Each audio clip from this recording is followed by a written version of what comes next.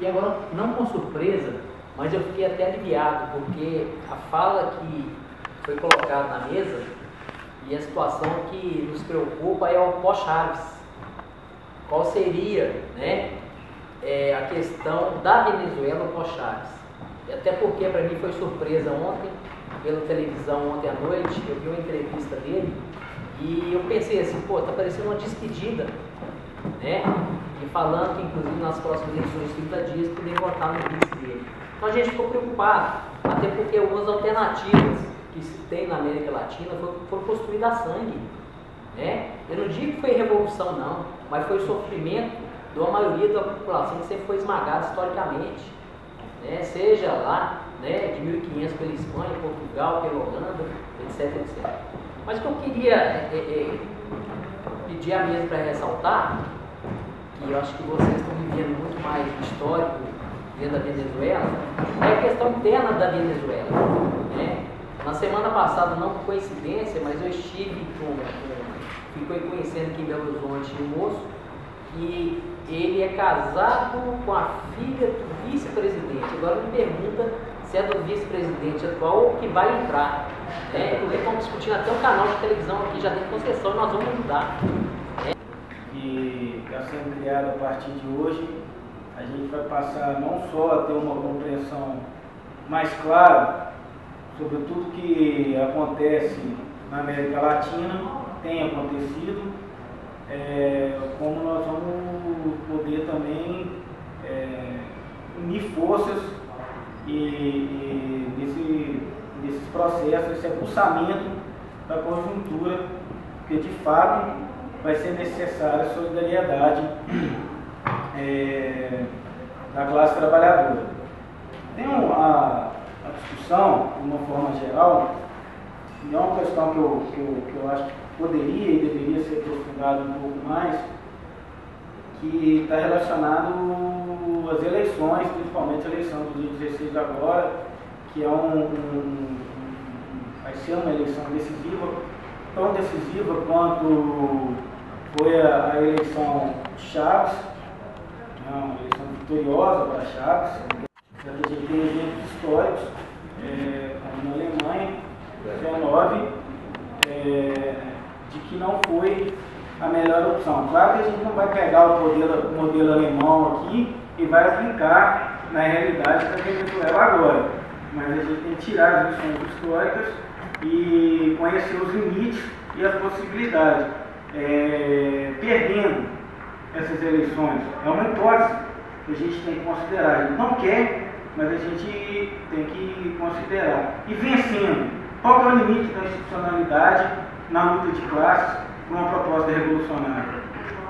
Estou preocupado, primeiro que a gente, como não se conhece, né? A gente não conhece o pessoal da mesa, a gente não sabe em determinados momentos se a gente caminha para poder estar encontrando uma unidade de pensamento ou se tem uma divergência de fato, né? Então a gente fica no meio dessa dialética aí, a gente não sabe se está concordando ou se está discordando. Isso não é ruim não, isso é bom, né?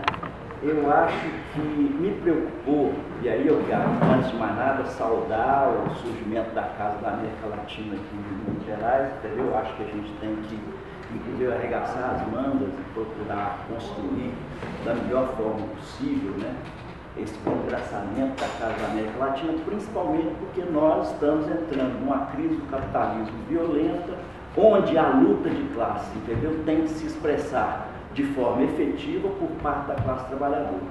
E aí me preocupou na mesa, e aí por causa disso meu introito, o seguinte, é que a gente de repente começa a discutir muitas questões da América Latina, entendeu, pelos seus governantes, atuais ou não, certo? Eu acho que é o seguinte, olha, eu não quero discutir a Nicarágua pelo Daniel Ortega, eu quero discutir a Nicarágua pelo que significou o movimento popular na Nicarágua, eu não quero discutir o Chile, entendeu? Pelo que foi a derrota do Allende, mas eu quero aprofundar a experiência do Mir naquele momento histórico e de que forma que isso se desenvolveu, né? Por outro lado, também eu não quero discutir essa luta de classe no Brasil a partir do governo Lula ou Dilma, Eu quero discutir a partir do verdadeiro movimento da classe trabalhadora, que nós temos aqui uma história rica, né? Desde 17, passando pela década de 60, eu e o Leô fomos protagonistas disso aí na década de 60, 70, né? Então, me preocupou muito a discussão, a não ser a fala do Leô, que num determinado momento discute o poder das comunas, entendeu, da Bolívia, né? Eu senti que a gente ficou muito preso na discussão do processo da luta de classe a partir da classe dominante hoje. Eu não acredito que nenhum governante, certo, entrega o poder de graça, né? Aliás, o governante ele sempre vai buscar apoio a uma determinada classe para poder se manter no poder. Quem pode efetivamente criar condição revolucionária e derrubar isso é a classe trabalhadora. E nós não estamos discutindo desse ponto de vista. Me desculpa, eu não estou dizendo que tem contradição nem que tem unidade. Eu estou dizendo que me causou dúvida, entendeu? Esse modo de colocar as questões. Deixa eu falar. Eu concordo plenamente que a gente tem que discutir a história e a história política a partir da perspectiva de classe, portanto, a partir dos movimentos políticos das classes trabalhadoras e das classes populares, de uma forma geral. Entretanto, a gente não pode desconsiderar a figura dos governantes, porque eles expressam também um grau não só de consciência, mas também de mobilização dessas classes. Então, quando você coloca o Lula no poder em 2002, você podia dizer ali naquele momento que a conjuntura era favorável a se romper com o quê? Com o viés neoliberal e que os movimentos sociais estavam exigindo isso. E a população, de uma forma geral, estava exigindo isso. Então, o Lula é eleito com essa perspectiva. A postura dele, também foi deixado aqui claro, que é o seguinte: antes de tomar posse, ele já tinha abandonado isso quando vai para Washington. Tá? Mas, e esse movimento de base, ele começa a se desmobilizar. E há também uma descrença na utopia que o colocou no poder. Tá? Então, quando você discute o Chaves é a expressão de um determinado grau de mobilização das classes populares na Venezuela. O Evo Morales é a expressão desses movimentos. Tá? Ele era um líder de movimento social, tá? Que é quem o coloca no poder. Tá? A sua eleição representou uma ruptura na tradição boliviana. Tá? Como a eleição do Chaves representou também uma ruptura na política venezuelana. Como a eleição do Lula em 2002 também representou. Tá? Então, por isso que quando a gente coloca, a gente vai falar do grau de mobilização dessa sociedade, ela vem acompanhada também, como é que ela pode estar altamente consciente, ou seja, as condições subjetivas estão dadas, as condições objetivas estão dadas, e ela vai eleger um camarada de extrema direita? Não, a propensão é de que ela eleja alguém afinado com essas condições subjetivas. E foi o que tem sido dado na América Latina, com avanços e recuos. Tá? Quando você coloca, tá? E aí não é questão de acreditar entrando na outra questão, não é questão de acreditar no institucional. Tá? O institucional, nesse aspecto, ele é extremamente tático, não é estratégico. Ele é tático porque ele permite você ter o controle, mesmo que não completamente, mas você ter o controle de algumas fatias desse Estado em que você pode fazer a diferença. Lógico. Você está dizendo que o Chaves não está fazendo absolutamente nada, que o Evo Morales não está fazendo absolutamente nada, que o Correia também não está fazendo absolutamente nada, né? Então, o Estado também, mesmo que ele seja um Estado burguês, um Estado do regime do capital, dependendo das forças políticas que controlam determinada parcela desse Estado, você pode fazer avançar ou recuar. No caso da Venezuela, você fez avançar. No caso do Brasil, você fez recuar. Tá? Sendo bem taxativo. Por quê? Porque as forças políticas que sustentavam o Chaves no poder exigiam, tá, esse avanço. As forças políticas que sustentavam o Lula aqui, ou elas se desiludiram com o Lula, ou elas foram cooptadas. Tá? E aí, quando a gente fala do MST, a gente não pode falar, por exemplo, do MST como sendo um bloco homogêneo.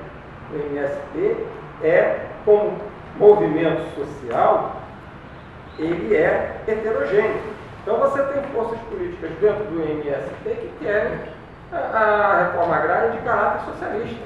E tem correntes dentro do MST que preferem receber a benesse do Estado para ficar, né, fazendo a pequena política, como o Gramsci falava.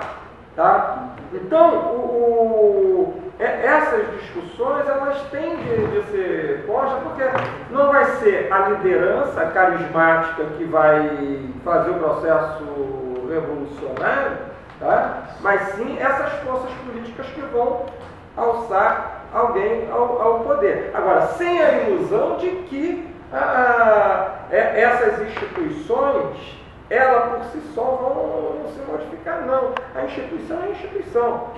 Tá? O tom político que você vai dar vai depender da correlação de forças políticas. Nós tivemos aqui no Brasil, tá, momentos em que o próprio Estado, tá, a partir das ruas, era pressionado e tinha que tomar medidas mais avançadas. Como no início dos anos 80 se derrubou, e final dos anos 70 se derrubou a política econômica do governo, colocou em crise a partir do movimento sindical.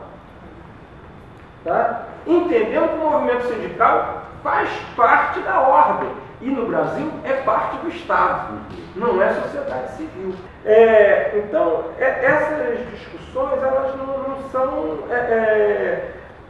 taxativas. Eu acho que, por exemplo, na questão da Venezuela, tá, nós temos aí um problema sério. Qual é? A crise de saúde do Chaves, ela pode trazer um problema para o 16 de dezembro. Ou não, porque a América Latina é extremamente católica. Então ela se comove com a doença. Tá? Ela se comove com a doença. A outra coisa que pode ser benéfica para as forças progressistas é o seguinte, é que a ação do Chaves como presidente e essas forças políticas que estão no poder, no controle do Estado na Venezuela, quebraram o monopólio privado da comunicação. E ao quebrar o monopólio privado da comunicação, não se constrói as eleições como aqui no Brasil, né? Que você já de antemão você massifica, criando uma realidade, tá? E induzindo a população a essa realidade, tanto que você repetiu, tá, diariamente, que ela acaba se constituindo como verdade e ela é expressa nas urnas por isso. Tá? Lá na Venezuela, esse tiro a direita pode não ter condição.